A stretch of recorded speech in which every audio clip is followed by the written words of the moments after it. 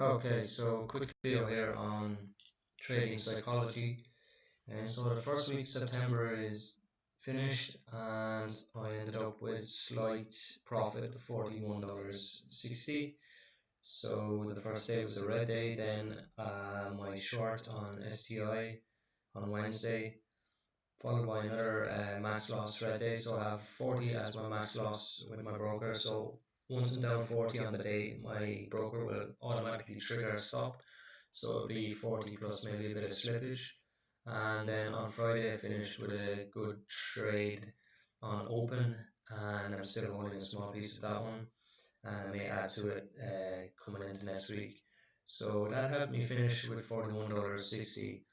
But this is where we see the perils and the dangers and the problems with having a small account.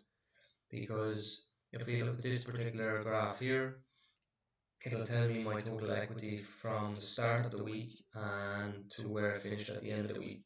So I should be up to 640 according to my trades. But of course, we have fees, trading fees, which are called commissions, and also there are short locate fees. So on the SDI trade here, I located 100 shares and the cost was $12.50.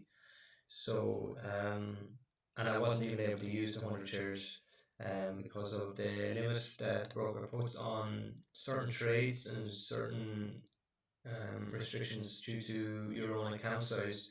So it didn't allow me to even take the 100 shares. I was only able to take, I think, 30 shares short, 35, I think. Um, so it restricted my ability to make a bigger gain there. It could have been maybe $200. In any case, the point I want to get to is that at the end of the week I finished flat, and having traded okay, like overall I was taking money from the markets aside from the fees. So what can happen then is I've drawn a little visual here of what can happen psychologically and what's happened to me in the past. So I just got to be mindful of this coming into the next week. So I have here two zones: zone of tranquility and meltdown zone.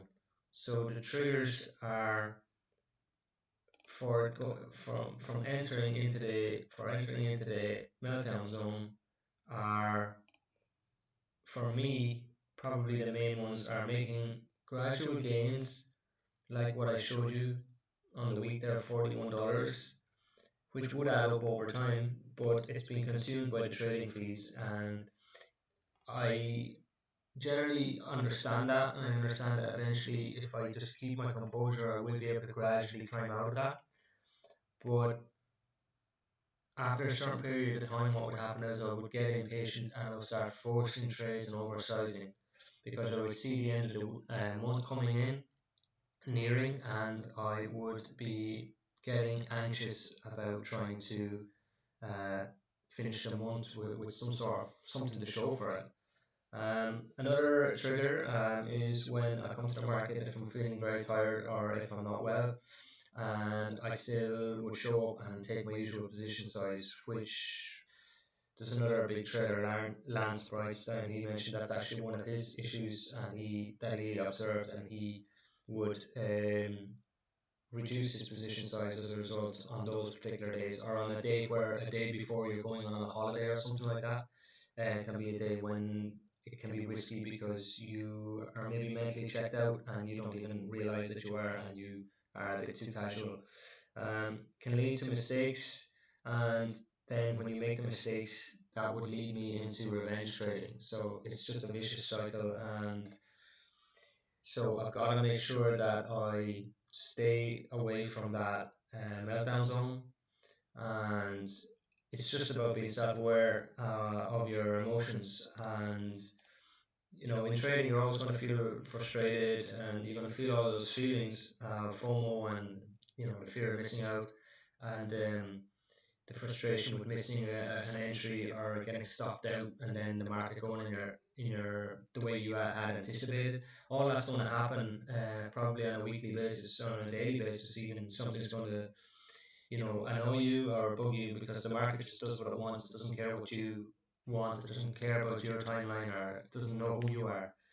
So yeah, so that's pretty much it for this little psychological few nuggets of info.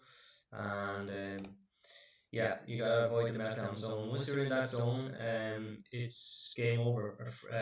You're just gonna blow up your accounts, and you're gonna shoot yourself in the foot. And it's just you can't go into that state of mind when you're trading. You gotta stay in that zone of tranquility.